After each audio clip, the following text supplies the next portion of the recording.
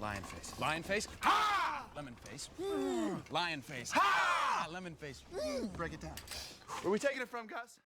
200 BC to 900 AD, where every third male mummy has this extremely elaborate drug kit that he was buried with, a grinding tool, a snuffing tray, little bird bone tubes, even bags of vegetable matter, which they've analyzed to determine that it's Anodonanthera peregrina variety Sibyl.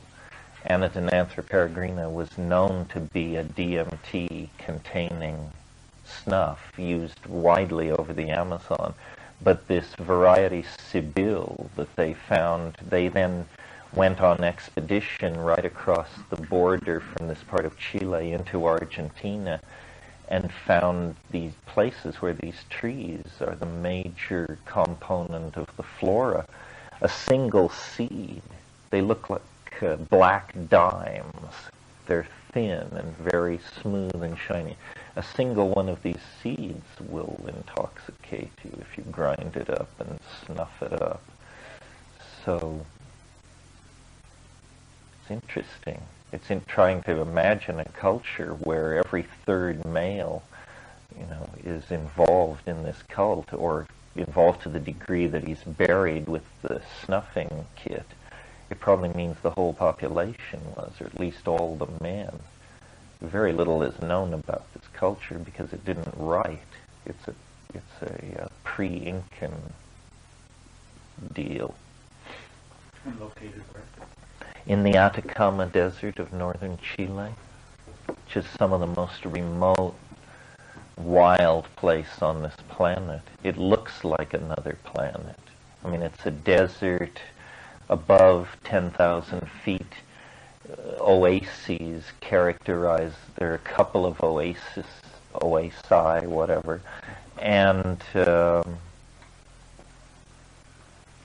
no rain has fallen there in this century as far as the weather records go.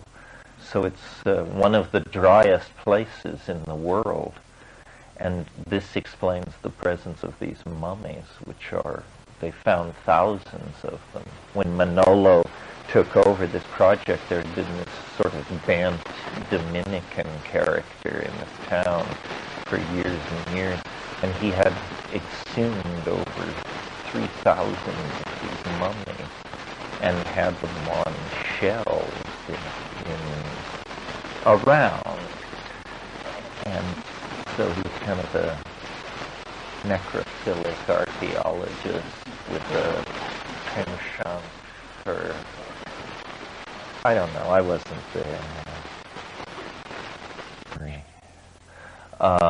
The felt presence of immediate experience, I've talked about that a lot. It's not my phrase. Would you say it again? The felt presence of immediate experience. In other words, it just means how it is here now for you from your point of view, which is what you're always inside, no matter where you go, awake or asleep, stoned or unstoned. Reality has a quality, which is the felt presence of immediate experience.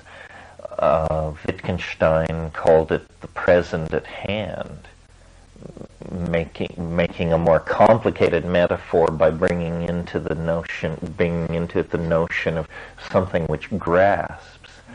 I think we've talked at times about, is it Morris Berman's book, Coming to Our Senses? Have you all read that, or do you know about that? It's a great book if you haven't read it, and it basically is the history of our denial of our senses, and what a denial of immediate experience, pleasure, erotic pleasure, every other kind of pleasure, the Western enterprise has become. And he talks about some interesting things in there that I haven't ever seen discussed anywhere else. He talks in one chapter about the history of mirrors as an indices of self-awareness. After all, a culture without mirrors is a culture where people don't care to look at themselves or don't feel the need to look at themselves. How far back can you trace mirrors? How advanced is the technology of mirrors? So the felt presence of immediate experience is I mention it a lot because my notion is that this is what you always have to come back to. This is what you have to measure everything against. Do you want to open the door, Paul? So this idea, we're talking about the felt presence of experience, which the idea being that philosophy can push you one way, religious beliefs can push you another way, upbringing, education, all of these things. But the real, where you really live, is the felt presence of immediate experience. And anything which pulls energy from that, either by causing you to regret the past, or causing you to spend lots of time anticipating the future, or even it could be argued activities where you lose awareness of yourself, like reading. I was always guilty of this particular abandonment of the felt presence of immediate experience. I was thinking today, day this beautiful is the kind of day where my father used to boot me out of the house, whether I wanted to go or not, on the grounds that on such a day you couldn't possibly stay inside. So I used to dread days like this. It meant interrupted reading time. Help me out here, Ellen. What was the rest of it, besides the felt presence of immediate experience? Well, I was curious, in your vast storehouse of cross-referencing, in philosophy and spiritual practice. Oh, yeah. Where truth comes in, the seeking of it, the telling of it. Well, I think I said... this always comes up in the discussion about are psychedelics spiritual, or is it legitimate and coherent to talk about psychedelics as part of a spiritual path or a moral path or a path to enlightenment? And I've always said I wasn't ready to make that claim, that having been raised Catholic, I had a pretty deeply ingrained notion of what constitutes the moral life. And then I listed one of these things they make you learn in catechism, which is, I believe, clothe the naked, feed the hungry, bury the dead, visit the sick and imprisoned, comfort the afflicted, minister to the sick. And I said, I felt like if you did those things, and there is a kingdom of heaven, surely there is a place prepared for you. But it wasn't clear in my mind what the relationship of moral good works is to self-development. And so Ellen's question goes to the point of what is the role of seeking truth in spirituality. And I would argue that it's primary, but that it's probably the thing most fragile and most endangered in the ordinary process of seeking truth, because everybody has too many answers. You know, you ask the question and it turns out the answers are waiting right there. We were laughing the other night, some friends of mine and I, over the revelation on the internet on the part of a certain sect which guards its privacy very highly. It was revealed against their wishes that the central teaching of this sect was that God is a clam on another planet. And we were just puzzling over, you know, just how such a teaching and how its impact could be correctly managed. I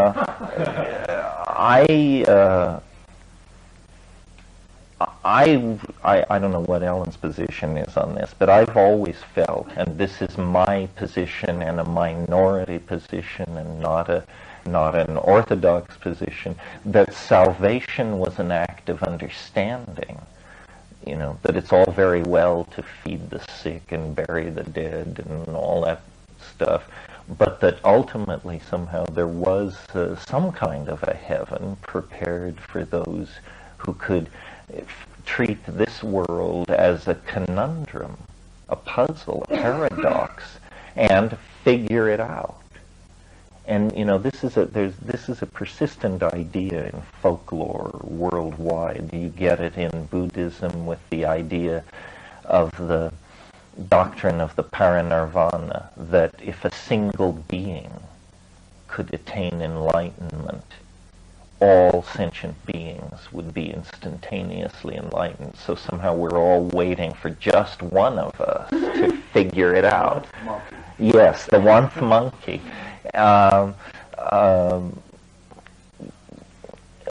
Another example of where this happens on a folkloric rather than a world religious level is in people's encounters with fairies and elves.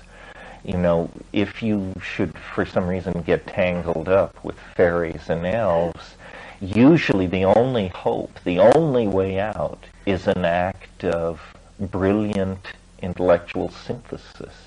What I mean by that is they pose riddles, and they want you to pose riddles. Well, if you're just I think then you're in bad shape. You're never going to leave the hill. You're going to sleep beneath the hill for eons. But if you can riddle your way out, it amuses them to let you go. So it's sort of this idea. Great world religions present their own textual outpouring as a legitimate area in which to attain enlightenment. In other words, one can direct one's understanding toward understanding the properties of herbs, the movement of the stars, the way the weather works, or a book. Doesn't matter what book. The Quran, the Talmud, the Bible, the Mandukya Upanishad, the Anuttara Yoga Tantra, it doesn't matter. But somehow, and this is heuristics. This is the idea that textual analysis can lead to some kind of higher understanding. What is there more to say about that? Somehow, you know, given the strong intuition that nature is organized fractally, and that man is somehow the microcosmic image of deity, then somehow our cognition, our thinking processes must surely be the most godlike things that we do. And so doing them is a kind of practice, you know. Maybe, you know, we've talked about this in other evenings, you know, that maybe finally what you're left with is the fairly grim conclusion that mathematics is the way. Because it does contain this, it is an infinite ascending staircase of ahas into higher and higher realms of unspeakable but very pleasing understanding. The strange thing about the spiritual quest, or the quest for understanding, whether it's spiritual or not, is that how endangered it is by answers. As I said, by closure. You ask a question, what is the world? Well, 50 different factions step forward with a revealed answer that they want to immediately sign you up for. So, and this sort of goes back to the tone of the first evening. The truth doesn't require your cooperation to exist, but illusion does. Illusion is in the eyes of the perceiver, and in fact the perceiver brings to the illusion its ontos, its power to be a thing. Truth isn't like that. So I think people say, well, it's not reverent to beat on the tires and honk the horn and want to drive it around the block. I don't know, that's just a funny form of reverence to think. I mean, the mushroom said to me once when I, in some epiphany, found myself on my knees, and it said, get up, stand up, don't meet this on your knees. Meet it like an equal. What's the percentage of all this lollygagging? And of course, it has that kind of personality. I mean, it exalts. I was going to say freedom, but cognitive clarity. The Buddha image of all of this is Manjushri, the Buddha of discriminating wisdom. And Manjushri is always, not always, but in his peaceful form, always portrayed with a sword. And this sword is the sword of discriminating wisdom. It's used to cut through the scrambled illusions and delusions of the weary world to reach to the Bodhi mind. If you don't know where truth is, or if there is a bottom to the sea you're swimming in and all that, then I think it's a very that you feel an urgency about these questions. They have to be answered. You have to know. I don't know how many paths there are that bring you to this place, but certainly with psychedelics, you fairly quickly, that urgency leaves you, and you realize you now have the tools in hand to make the expedition you want to make. And now the question is to proceed judiciously in an ordered fashion, actually making sense out of what you perceive. The spiritual enterprise changes drastically once you have tools powerful enough to take you anywhere you want. So it's not about the search for power. You have the power, and then what you have to decide is, what are you going to do with it? Where do you want to go with it? I don't know how much there is to say about all that. I do feel like, and I'm sure anybody who's spent any time with me at all, privately or in these sessions, knows that there's a tension between the psychedelic community, which is, to my mind, an exiled tribe of scientists, the psychedelic community. We're the heirs of Freud and Jung, but booted out of the tent of science because we dared to use the human brain body as an instrument. And so the only place where we can gain shelter and comfort is at the fringes of New Age religion. But these are not our people, these people.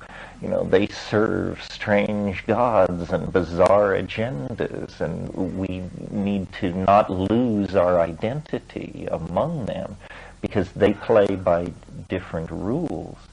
Now maybe, somewhere in the history of the world, through God knows what means, the truth was actually downloaded to somebody, a Messiah, a rabbi, a Buddha, somebody, a something, somewhere.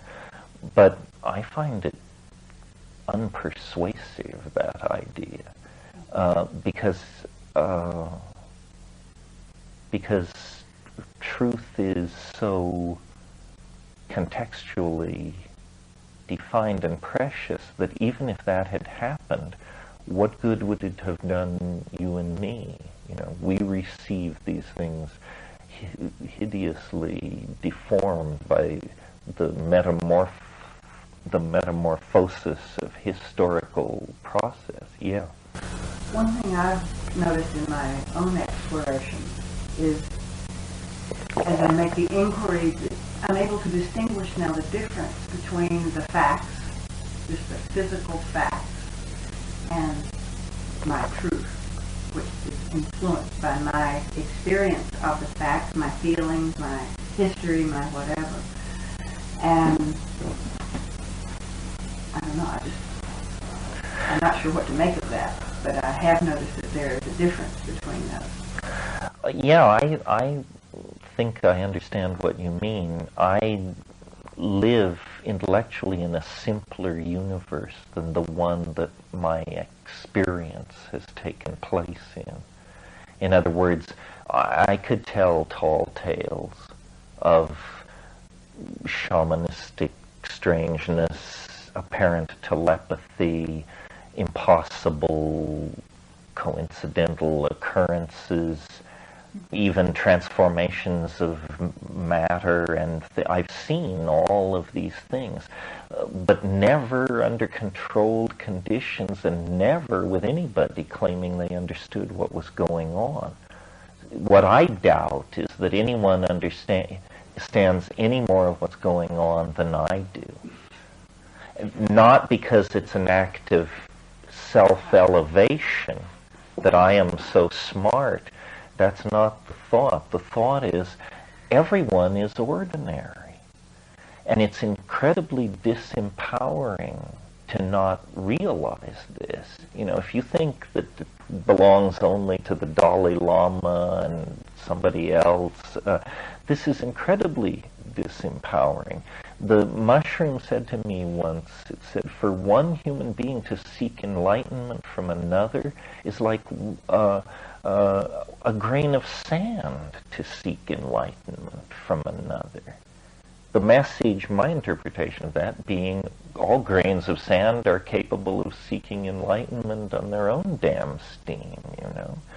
I mean, not that you people around you don't have something to teach you, but an understanding in the person sitting next to you is not your understanding. And so it does you absolutely no good whatsoever. It is only efficacious and functional if it's yours. And so the primacy of the primacy of direct experience and one's own history and mathematics. And you know, if you really study mathematics, we mentioned this the other night, you even get your legs cut out from under you there because you discover this thing called the incommensurability theorem, which shows that even simple arithmetic can't be trusted. So it turns out, you know, even our Platonic faith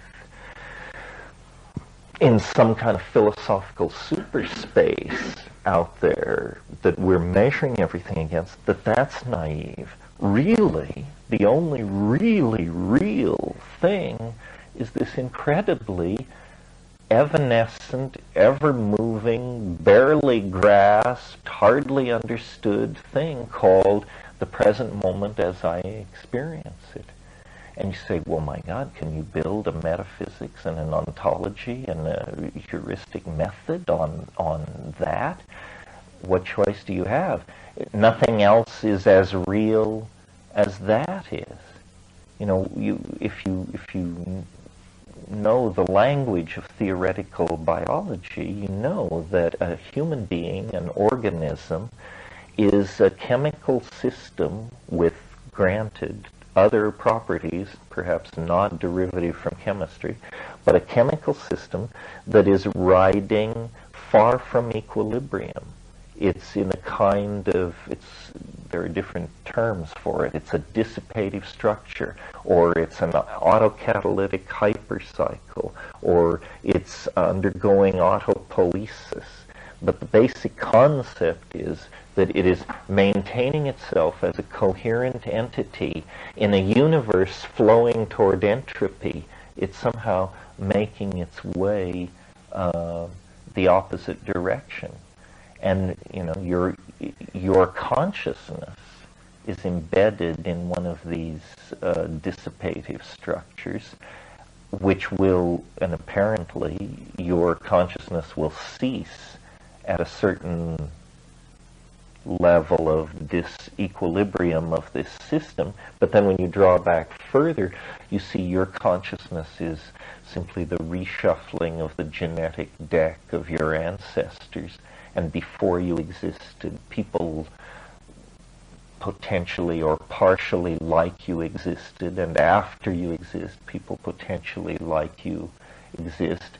So, but this non-dissipative energy flow where consciousness and life and everything is going on and is known through feeling, through not because you're embedded in it, but because you are it, essentially. It's not something that you're embedded in like a particle. It is your essence. Well, then that's all that is given with certainty. Then everything else is extrapolated outward from that through convention, language, poetic intuition, religious revelation, projected discovery, myth, so forth and so on. But that's all so far from this point of immediate experience. That's why, to my mind, although I don't think we've ever put it quite this way before, the psychedelics are so important, because taking a psychedelic drug is not like reading a book or even like moving to Italy for 6 months, or it is directly and immediately addresses this thing which you are. It becomes part of it, because what you are is metabolism. The way this trick is done, where this dissipative structure can come into being and then ride magically away from the entropy point, is because as biological systems, we take in highly organized matter, food, and we extract all the energy and everything useful from it and excrete it out. And so by this means we overcome the general drift toward entropy. Metabolism allows life to happen. Metabolism is life in some sense. Well, the drugs are metabolized. This is a fairly intimate way of relating to a substance. Put it inside your body and let it dissolve into every cell of your being. So metabolism is like the primary domain of communication. It's the communication mode of the felt presence of immediate experience. And the drugs work there like foods. They're not that really that different than foods. They, like it says in the Jefferson Airplane song, it feeds your head. I guess she was actually quoting Lewis Carroll. But in any case, it feeds your head. What do you make of bad trips? They're certainly easier to do in a movie than good trips. I didn't see Fear and Loathing in Las Vegas, but everyone said it proves again that it's very easy to portray a bad trip and very hard to portray a good trip. Well, first of all, I'll say all the conventional things about bad trips. That, it's not always supposed to be easy, that sometimes learning curves feel very unpleasant when they're unfolding, and we learn from our mistakes and so forth and so on. So then, having said all that, really, what about bad trips? Well, they're horrible.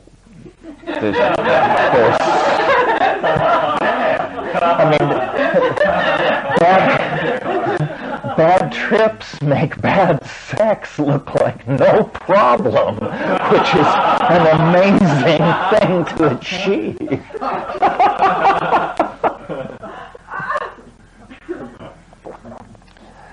I don't know. You know, I guess part of the fun or part of the challenge of being psychedelic people is that our method, which is drop and wait, you never know. You know, you may think you know. And you may do your Rolfing and your go to Gestalt and just be scrubbed and drained and shined with all your enzyme systems up and going, and it can still just chew your ass unmercifully. It's one of those places where I, who am not necessarily that eager for astrological explanations, reach eagerly for astrological explanations, because if everything else is right, and I've even noticed, Moon in Scorpio for me is not a good time to do psychedelics. I also, I before a large trip, I will throw the I Ching. And without spending too much time on the I Ching, I can't remember which hexagram it is, but one of the 64 hexagrams says, inquire again of the oracle if you have constancy, something else, something else, something else. And almost invariably, I mean, I have no idea how many times in my life, contemplating psychedelic trips, I've thrown that hexagram, the hexagram which says ask again. And so then I ask again, and if it's negative, I don't do it. I figure, you have right brain tools and left brain tools. Somehow this question about bad trips is about your pre-trip intuition, feeling into the situation. And then, of course, there are obvious rules. I mean, there are guaranteed situations which give you bad trips.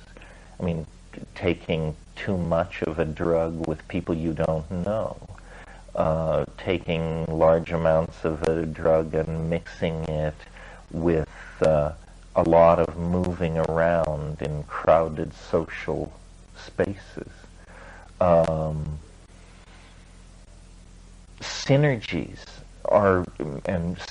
are simply combinations of drugs.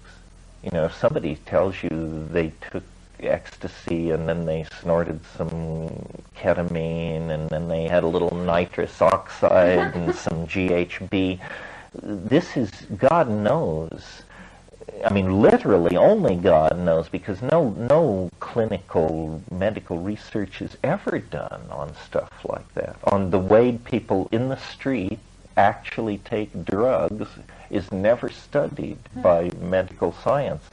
And synergies are where the strange things, the dangerous stuff happens, the heart fibrillations, the convulsions, the convulsive vomiting, the states of disorientation, prolonged states of sleeplessness, all of these things. So, my attitude toward avoiding bad trips is, for social purposes, raves and beach parties and whatever, low doses, It's almost a truism, or it is a truism, that if you want to come down from a drug, whether a psychedelic drug or any other drug, the very best thing to do is furious exercise. The guy who throws himself in the icy lake and swims across it, the guy who chops 2 cords of wood to come off some bender. Well, then a dance club is almost like the perfect social situation designed to shorten a drug trip and dampen the effects. But people are such social creatures.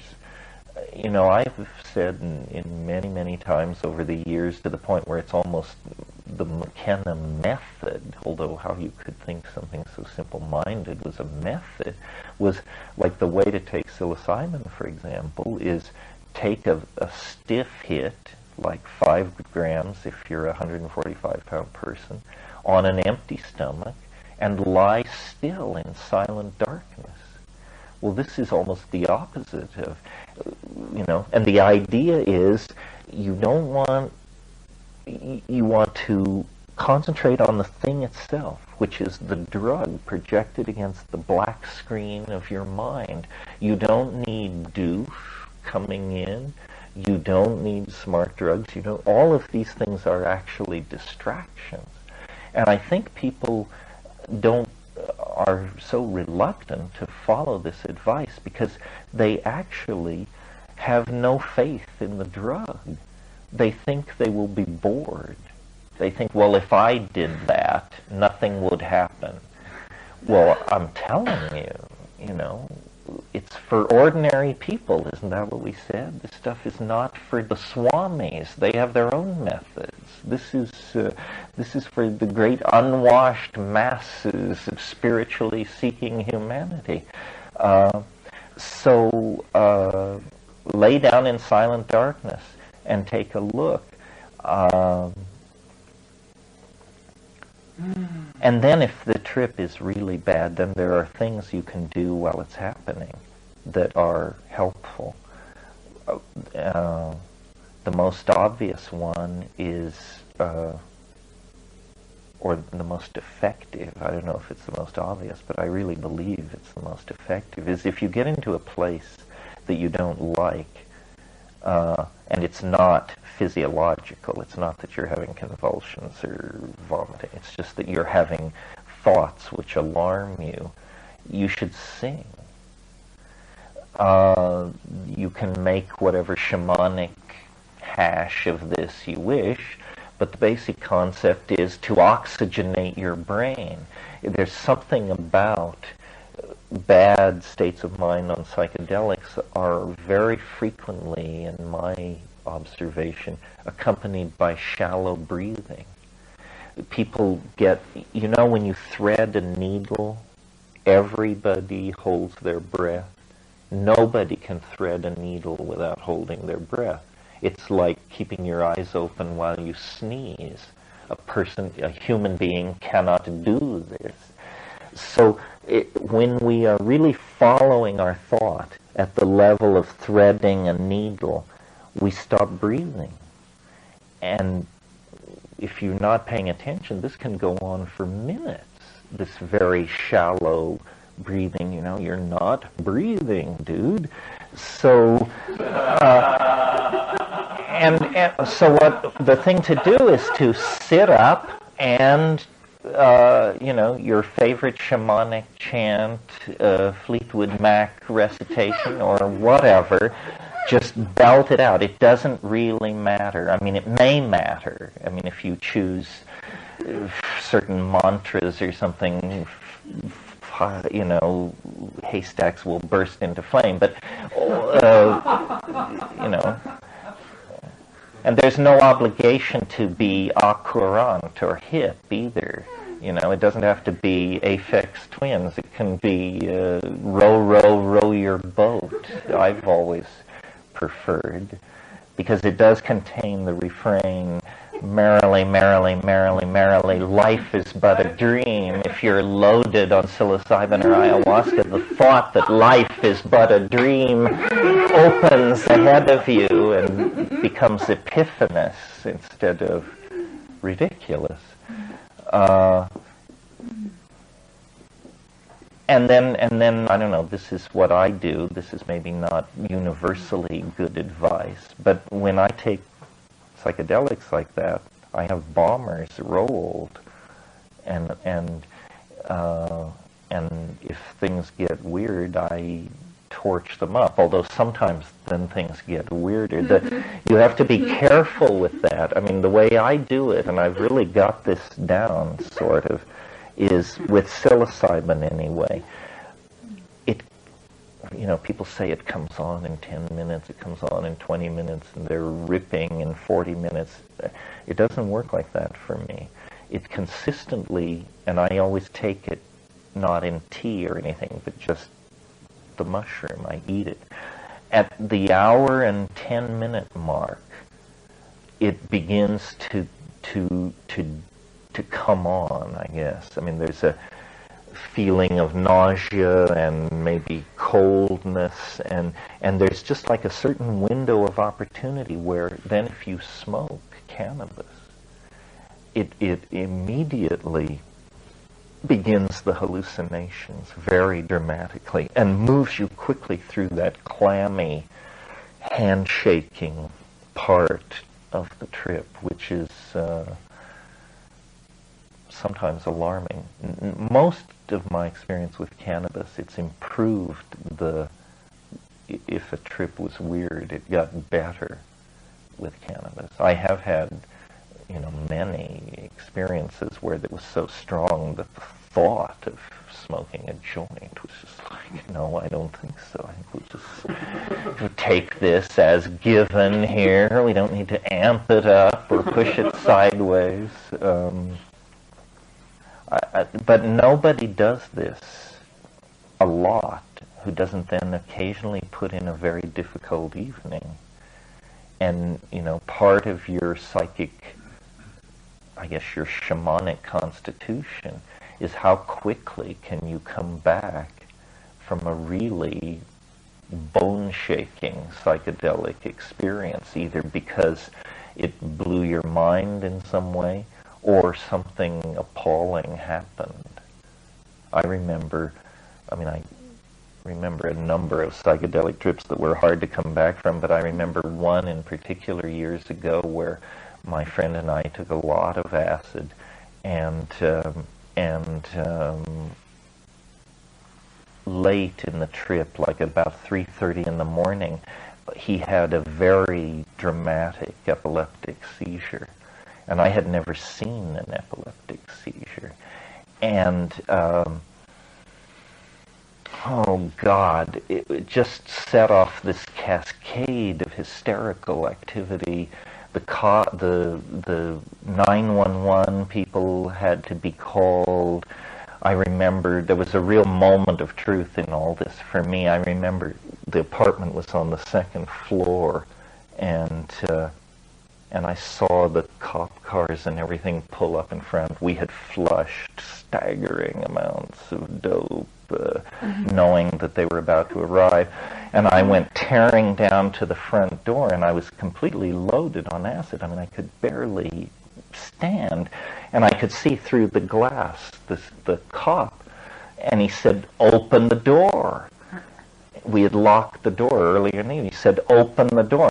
So I fumbled with the door for a few seconds, completely hysterically and ineffectively, and then I couldn't get the door open. So I stepped back from the door and said, "Shoot the lock off."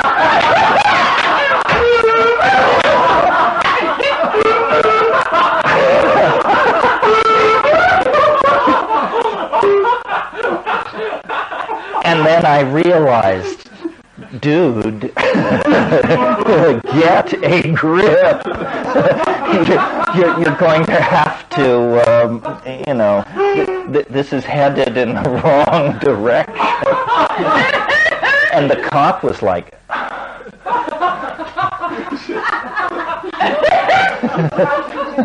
so then, and then I remember, this trip to the hospital, and I don't know what was going on. It was Herrick Hospital. It was in Berkeley, which was also a mental hospital. On this bed, me standing at the end of the bed, trying to figure out, is he dead? Is he alive? What does this mean? Who am I? What's going on? And then there was a person who was obviously an inmate of the stranger wards of this mental hospital, who was washing the floor with this big mop. and sort of waltzing around us with this crazy expression and leaning over and looking at me and looking at him. And I just didn't know whether, is this really happening? And if it is happening, why is it happening? And if it isn't happening, why do I think this is what's happening? And then finally the doctors threw me out of there, and I just walked the streets of Berkeley for hours, and my mind was like spinning, just saying, something terrible has happened. Something terrible, terrible, terrible has happened. And it took days to realize, yes, he had an epileptic fit. Here's what an epileptic seizure is. Here's the drug. Here's the prognosis. Here he is, seemingly all right. He came through it in much better shape, it seemed, than I did. I mean, I was deeply spun by all of this crazy shit. And that's not an out-of-control drug story. I mean, truly, I'm a very conservative person, so for me, that was an evening really getting beyond management. But some people, start out like that. I had friends in the 60s in New York City who would say, in Manhattan, they would say, let's take 500 mics and hit the streets and mess with people's minds. Well, you quickly discover there are people out there capable of messing with your mind, and more than your mind, but sitting up all night in Manhattan diners just taking on all comers for mind games is, no way to spend an evening. Anyway, so much for the question, what do you do about bad trips? If you have character, you live through them, and after a few months go back to it. Many people, it's a bad trip that finishes them for psychedelics, and I don't think, you're ever really immune to it. The funny thing about psychedelics, I think, especially psilocybin I've noticed, is it's incredibly gentle with beginners. It almost never bites a beginner, these clueless people who go to it with knees knocking. Usually, the doors of heaven open and they're swept in.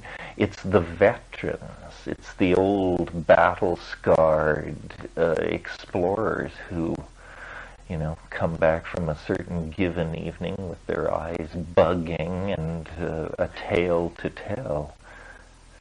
And I, primarily from Stan, that there is no such thing as a bad trip.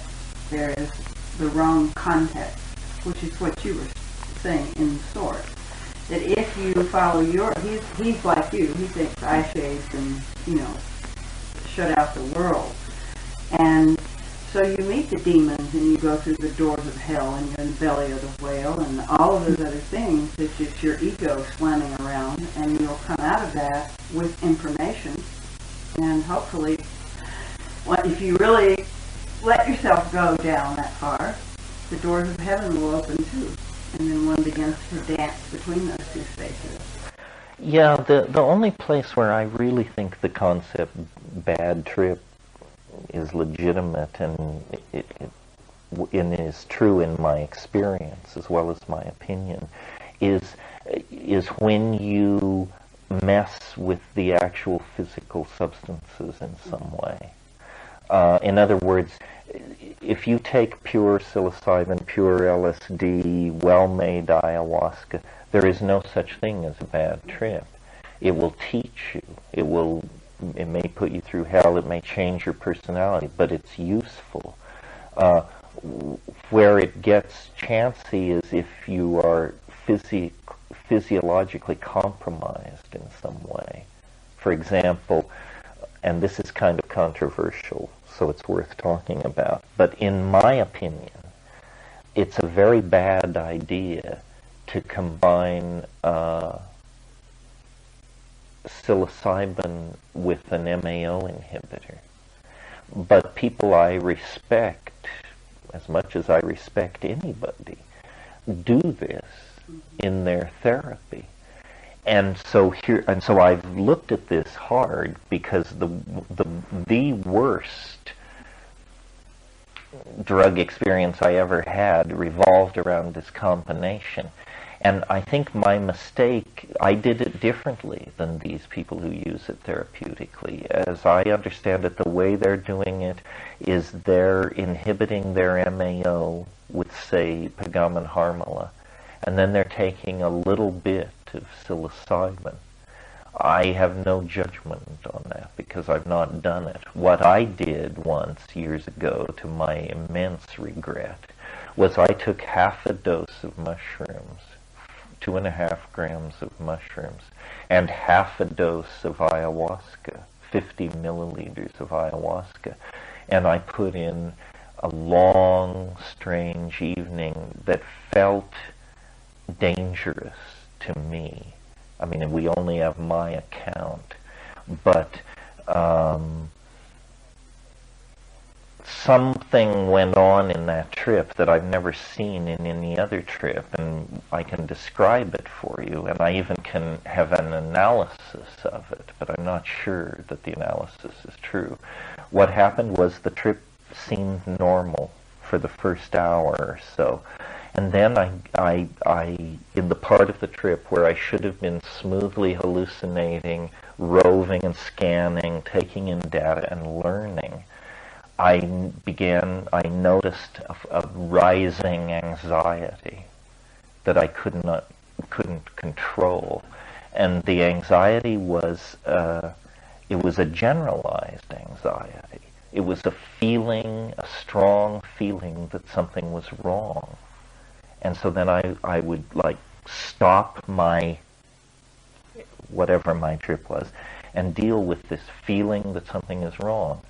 And I would look around and reassure myself, nothing is wrong. You know, heartbeat okay, you're sitting in the chair, moonlight is flooding in, the cat is at your feet, nothing is wrong. So I would go back to tripping. 30 seconds later, something is wrong. And I would come out of it after about 4 or 5 times of this, and it was getting, the loop was getting faster and shorter. I could, even on the trip, I analyzed what was going on. What was going on was no short-term memory was happening at all. I knew who I was. I could tell you my parents' story and so forth and so on. What I had lost was the last 30 seconds of my life didn't exist. And this may not sound like a problem, but in fact, it's like having your big toes cut off or something. You can't stand anymore. The absence of the last 30 seconds creates this bizarre sense of a vertiginous void behind you. And you keep looking around, and then it's there. You say, oh, well, it is there. And now I feel like it's not there. Oh, yes, it's there. Well, this is crazy making, and it may not sound, you know, so agonizing, but I found it to be as close to madness as anything I've ever experienced. And I felt at times that they'll just find me here, just gibbering. They'll just, you know, throw a light net over me and take me by the elbow and lead me away, and that'll be it. And then finally, I had this very, overlaying this thing was this very strong image from Stanley Kubrick's film 2001, where the guy is outside the spaceship in the little robot, and he fixes the thing, and then it's time to go back in, and he speaks to the main robot controlling the spaceship, and he says, "Open the pod doors, Hal," and the robot says, "I'm sorry, Dave, I can't do that." He says, "Open the pod doors, Hal." "I'm sorry, Dave, I can't do that." And I could almost see in my mind's eye, maybe because I think to some degree in a chemical fashion or something, but I could see that a piece of machinery was jammed, that we were in a loop, that it would not, it was screwed up at the molecular level. and I felt crazy. I felt violent. And my wife was sleeping upstairs. Finn was tiny. Clea hadn't been born. And I felt absolutely irrationally violent toward everybody and everything because of this odd collapse of my sensorium. And so then I said to myself, I will not leave this chair till this releases me. I just will sit here. Now that might have been a bad decision. In other words, I could have gone out and chopped wood, but I don't think that was the moment to pick up the double-bladed axe. And so I sat there and I deep breathed and I did every trick I knew, and after about an hour and a half, I could see it rotate around, decouple, drift away, and then it was like, the trip begins again. It feels like a normal trip. We're right back where we were an hour ago, and everything is normal, and, But I broke my own rule. It was an experiment. Yeah. It was an experimental combination. And it's not necessary. I mean, don't get the idea that you have to take every drug that comes down the pike so that when people mention 2-CBT2 and all this, you have a story to tell. Psilocybin, LSD, mescaline, and ayahuasca, a little DMT now and then, it'll do you. That's it. You can spend 1,000 lifetimes exploring those substances and to never have a dull moment. What? A little dab will do you, indeed. Mm-hmm. It seems to me that nothing is good in combination with something that is an MAO inhibitor. It should be, it's not just psilocybin. What? Give me another example. You mean like Pagaman Harmala and DMT? Well, I don't know enough chemistry, but what I know about MAO inhibitors, combining it, I know someone here recently was on an MAO inhibitor. A prescription one. A prescription one, and took ecstasy and went into cardiac arrest and died. Not from the cardiac arrest, but from passing out, and what happened as a result of passing out. Then nobody knew, and so death occurred. Well, that's an extreme example. It shows you, it exactly makes the point I made earlier, that these synergies are completely unstudied. And that's a simple synergy. Ecstasy with a prescription MAO inhibitor. If this person had also, added in a little ketamine and some GHB, and as people do, people have told me appalling recitations of the drugs they took the night before. This MAO thing is sensitive enough that if you are on certain MAO inhibitors, you don't need to take a drug to bring on a hypertensive crisis. You can just drink a glass of red wine, or eat camembert cheese, or abuse a Hershey bar, or eat a big bowl of lentil soup. Who would dream that a bowl of lentil soup could send you over the edge? So yeah, it pays to do your homework, and then it pays to, I think if you're getting good mileage from a particular psychedelic, you should just stick with it. You can always switch to something else, but, and people say, well, I've learned all I need to learn from this. Well, triple the dose, and it'll be a different horse you ride, And I say that, within the knowledge that the LD50 of these compounds is very high. In other words, they're incredibly safe. Of all drugs, the plant psychedelics, the alkaloid psychedelics, are the safest, and yet their effects are the most dramatic. In other words, the LD50 for psilocybin is milligrams per kilogram. Well, but the effective dose for a 135-pound person is 20 milligrams. Well, then that means that from a pharmacologist's point of view, if you told him you'd taken 100 milligrams, he would form no sense of alarm. He would say, well, you took a big dose, it's really going to get you high. But he wouldn't worry about your heartbeat or anything like that. To kill yourself with psilocybin, you would have to eat a massive amount. Well, people say, well, but you think you're going to die. Well, that's an entanglement of ego image with body image. And, you know, when the ego is very fragile, I mean, you just shoot 100 milliliters of ketamine and the ego is dissolving before your very eyes. And that's not an intrusive dose of a drug. The ego is fragile. The body is not. The ego plays the ace.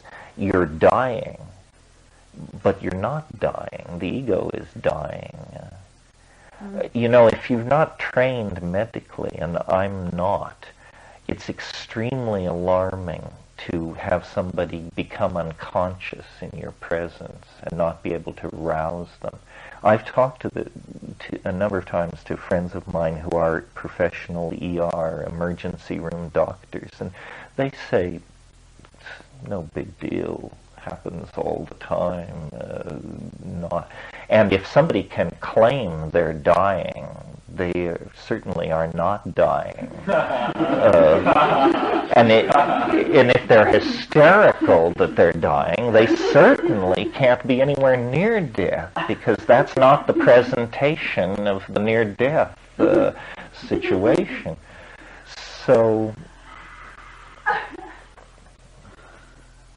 if there's any doctors in the house who want to dispute it.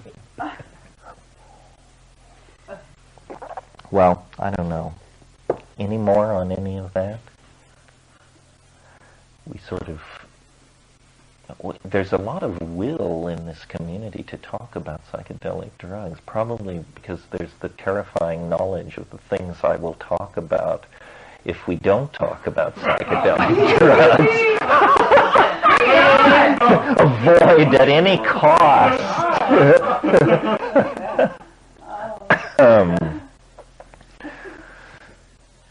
I just talked to somebody at length on the phone yesterday who was describing a psychedelic experience, and they were a person of moderate experience, but this was definitely a trip that pushed them into domains they had never experienced before. And it was basically the middle of the night around a suburban swimming pool. Everybody had gone to bed, and this person was there, and discovered that there are these protoplasmic, heat-seeking, intelligent creatures roughly the size of pickup trucks that are moving around in backyards and climbing over fences, and you know, and I think I know what they're talking about. Acoustical creatures I've encountered, being stoned on a hillside on psilocybin out in a fairly remote area at night, and you become able to like project your consciousness very large. It's a little hard to explain how it is, but and then you discover that there are infrared forms of life or something, coherent protoplasmic things. And I always think of that incident, I think it's in the second Carlos Castaneda novel, where the the thing comes near him in the sagebrush, and he's so horrified that he throws himself on the ground, and he doesn't look, but he can hear boulders being ground to powder by this thing as it rolls nearby him through the sagebrush. Yeah, attention. There are, I don't, the life forms in nature are not infinite, but they are myriad. And the relationship between the edge of knowledge and the wilderness, that's where the real boundary is. It's not a physical boundary. It's a boundary in understanding and expectation.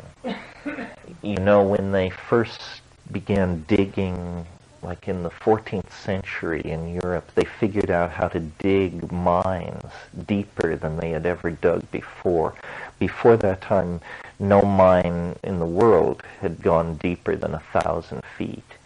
And suddenly they were able to push these mines deep, deep into the ground in Bohemia, Switzerland, southern Germany. And they encountered, for a couple of hundred years, elf attacks and gnome sightings and attacks in these dark galleries of these deep mines. And then so the question is like, or for the positivist mind, the question is, well, are there elves in deep mines in Europe? Well, apparently there were once. It's a boundary of understanding and expectation. The relationship of the deep earth to the medieval imagination is somewhat like the relationship of the modern imagination to the sky. The sky is a place where we see and encounter and where rumors abound of life forms and even in forms of intelligence. I'm very interested in all of this because my inclination has always been to be rational and fairly demanding of robust evidence. But on DMT, you know, elves are everywhere, and a commonality of the experience. Well, then what is the nature of these beings?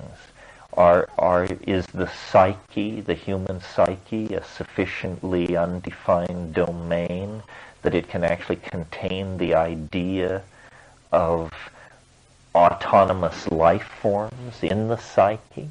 I mean, this is what a kind of Jungian explanation. Jung said of these things called kabiri, which are alchemical sprites, basically. Kabiri just means children, but alchemical sprites that are seen in certain parts of the alchemical work. He said autonomous portions of the psyche escape the ego's control. Well, you know, then what are we? Are we in fact not what we think we are? In other words, our myth is one body, each body comes with an ego. If the ego is fragmented, you need psychotherapy. It makes sense that it's one body, one ego, because then there's no struggle about deciding who's in charge. The ego is in charge of the body. But what the psychedelics seem to show is that at least under that kind of pressure, the mind is sort of like the atom. Previously imagined to be indivisible, you get it smashed, and suddenly all these exotic constituent parts are flinging themselves around in your awareness. The equivalent of mesons and protons and quarks and electrons. What does that mean about the self and the structure of identity? It may not mean very much until we get deeply evolved in our electronic prostheses, then we may discover, that the dissolution of the ego turns each one of us into a tribe or a society of some sort. I mean, I don't pretend to understand this, so I understand that what I'm saying is not entirely clear. But, when you bring a mirror, when you have a mirror, and you bring it down in front of you like this, like on concrete, and smash it, and it smashes, you don't see a shattered image of yourself. You see thousands of perfect images of yourself. Each shard of the mirror instantly becomes a whole reflection. And I think that this metaphor of the smashed mirror recalls the alchemical metaphors of the mercurial nature of the mind. The mind is mercurial, the alchemists insisted. And what does that mean, mercurial? Well, if any of you had a childhood in these non-toxic days, this doesn't happen. But I used to be one who broke open hearing aid batteries, and God knows what toxins I exposed myself to in the act of collecting mercury. But mercury is, of course, a perfect mirrored surface, a liquid metal. And how is it like mind? Well, it's like mind in two ways. First of all, it takes the shape of its container. Put it in a coffee cup, it has the shape of a coffee cup. Put it in a thimble, it takes the shape. So, like mind, which is known only by the shape of its container, mercury does this. The other thing is, when you smash it, it beads and speeds away in all directions, but it can be recollected and the image restored. And so it has this curious quality of being both multiplistic and unitary. And it's probably for all these qualities that the alchemists were so fixated on it. But this question of the nature of these entities, because we can debate whether they are part of ourselves or autonomous, but what seems pretty in hand is that whatever the answer to that question, they're not made of matter. I mean, they're not made of matter, unless you're going to take the position that when you smoke DMT, you actually go to another universe as real in every way as this one, which is arguable, but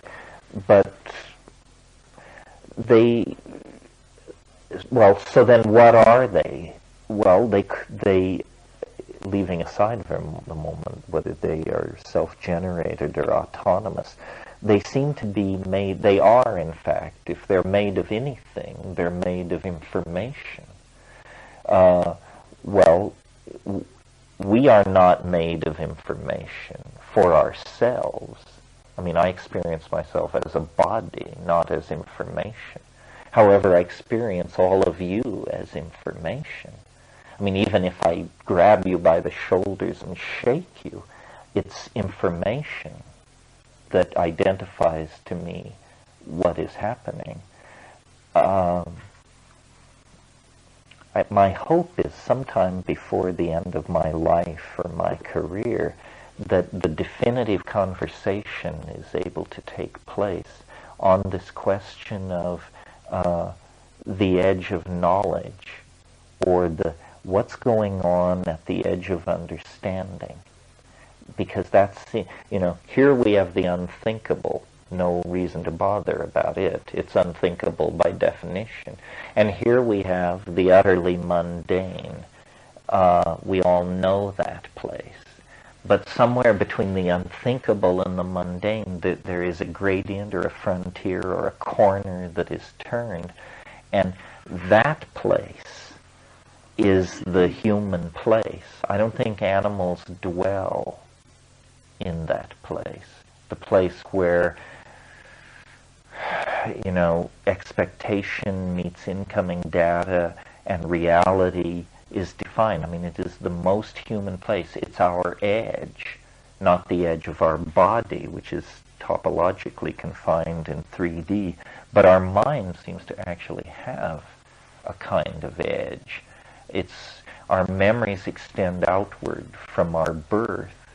The future is difficult to triangulate, but the edge of mind is always accompanies the phenomenon of being. I think you know that poem by Trumbull Stickney, one of those poets who died in the First World War, one of the young men of the trenches, that whole generation, Sacheverell, Sitwell, and so forth and so on. But Trumbull Stickney said, I do not understand you. 'Tis because I lean over your meaning's edge and feel the dizziness of the things that you have not said. And in this psychedelic enterprise, it seems that this is where the action is. The vertiginous dimension of the thing not said because it can't be said. We're working hard here to say everything that can be said. And, once it can be said, it becomes of considerably less interest. But this idea that something wants to be communicated, something wants to be told, it's sort of, we mentioned the other night, the idea of the Word made flesh. Well, this is a parallel idea. This is the parallel idea of the message that wants to be delivered. It's for Christians, it's the gospel. For Finnegan's Wake, it's that letter from Boston that the little chicken is scratching at down at the midden. Here a little, there a little, go a little, do a little, see a little. The mysterious missive from Boston. The message that wants to be delivered. And I always have the feeling in the psychedelic experience that you come closer to this domain of the undelivered message. This person who was describing this trip to me the other night said long parts of the experience were hallucinations of tables of numbers. Well, that's a strange one. Just numbers and numbers and numbers. It's like the thing trying to communicate is not at all sure about who it's communicating with. It doesn't know quite how it is perceived, how it is understood, how it is folded into meaning. Well, that's probably not very clear, but anyway, it's not very clear. If it were clear, it would be something else. Anybody have anything else on any of this, or anything else for that matter? It's very interesting to me how I'm just sort of getting a grip on this. Maybe because we're approaching the end of a century and the end of 1,000 years, or maybe because of the reading I've been doing, but I'm beginning to understand how no matter how hard you try, no matter how intellectually vigilant you are, it's very hard not to be a creature of your own time. That the metaphors that we use, the expectations that we form are inevitably drawn from the atmosphere that we breathe. I've been reading Eric Davis's soon-to-be-published book about technosis, and called Technosis. And he talks in there about how since the mid-19th century the whole notion of electromagnetic radiation has been articulated, and how very few people can write the equations, the Maxwell field equations that define electromagnetic radiation. And yet all of our thinking is permeated by popular downloads of this understanding. How we think of falling in love, how we think of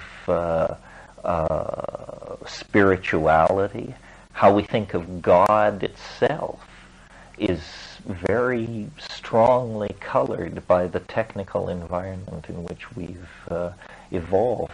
If we had to describe to someone in the 1860s of the last century how a century in the future every single centimeter of space around this planet would have music pouring through it, hourly newscasts, stock quotes, airline control traffic. And so, this is a completely occult universe you're describing. There was nothing. It's amazing that the idea of magic could even get going in a world without the concept of electromagnetic fields, radiation, action at a distance. The whole vocabulary of electricity supports the idea that the world is, unified through magic, some kind of permeating medium where somebody can turn a dial over here and something can happen halfway around the planet. And I, imagine in a shamanic society, without the metaphor of electricity, how these drug states, how difficult it would be to build linguistic models of them. Because we always think in terms of fields, vibrations, permeating changes, discharge, potential, positive, negative, flow. Think of the models of the human body that are taught at Esalen. How meaningless all those vocabularies would be without these concepts directly drawn from a mechanical universe. The whole idea of flow, blockage, potential, positive energy, negative energy, balancing. I mean, these are essentially the terms of electrical engineering of the 19th century. Does that mean that these models of the body aren't real or correct? No, not at all. It means that the general understanding of the world that is our legacy as a civilization permeates everything, whether we're conscious of it or not. I mean, even something as far removed from the engineering domain as falling in love is, you speak of the spark and being struck and drawn together, and all metaphors from the technical domain. Yeah, did you want to say something? I'm at the end of my glass of water. I may be at the end of my rope. Anything else this evening, or shall we knock it off here? On my list. Well, on my list, I was going to actually talk more about aliens, but... Yeah. Bring it on. Oh, yes. Only because I knew it was a crowd pleaser. Encore. Okay, well, what I just said is actually the lead-in into talking about aliens, because aliens are... throw into high relief this question about where is the edge of knowledge, where is the edge of the self, how do we image the world without contaminating our models with our technical assumptions. Maybe some of you saw the New York Times on Sunday. There was a review of yet another book about aliens, and it talked about sightings that occurred in the 19th century, before the invention of fixed-wing aircraft in Kansas. In the latter years of the 19th century, there were several instances where apparently perfectly ordinary human beings landed aircraft on dusty roads, spoke briefly with farmers who were haying their crops, and then flew off. Well, so then now what does this mean in the light of the fact that by 15 years later aircraft had been invented and these things were happening? Is it that the future arrives incrementally, almost as a particulate gas, and first in fantasy and dream, and then, thank you, and then, more concretely later? The alien phenomenon in its modern form begins essentially in 1947, when an airline pilot flying near Mount Rainier reported these discs, this formation of flying silver discs, the standard image. And then it was just a few months later that the Roswell incident occurred, which the government, it's interesting if you actually go through the primary documents of the Roswell incident, the government immediately announced that it had captured a flying saucer. But then, within 24 hours, corrected itself and said, no, it was the detritus of a high-altitude weather balloon experiment. To me, the fact that the government immediately announced that it had captured a flying saucer doesn't indicate government collusion. It indicates government cluelessness. They were as stampeded as everyone else by the so-called Rainier lights. There was a climate of possibility in the mass psyche at that moment for very good reasons. I mean, the human soul had just been exposed as an abyss, and by that I mean the news of the Holocaust and the death camps, and the smoke was hardly cooled from all of that. The atom bomb had been used against human populations. The hydrogen bomb was right behind it. It was actually a moment in Earth's history where if there were cosmic observers, if there were cosmic policemen who come to naughty planets and correct unsavory social practices, we were probably, if there is any hit list, we would have been on it at that moment. Enough bad shit had gone down that there was every reason to expect that possibility. As time passed, it became clear that apparently no cosmic cop was on the way, no ticket was going to be written, and the UFO thing developed all kinds of strange adumbrations. One thing I think you have to assume is that anything which happens on a psychedelic drug at any dose level must occasionally happen without a psychedelic drug. Maybe 1 in a million. In other words, if you give somebody DMT, if you give 1,000 people DMT at the dose I tell you, 990 of them will see elves.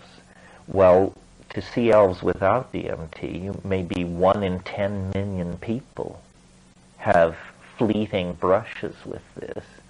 But nevertheless, 1 in 10 million is, 5,000 people on this earth who have that experience? That's a sufficient number of people for there to be a myth, a whisper, a buzz, as they say, that these things are happening.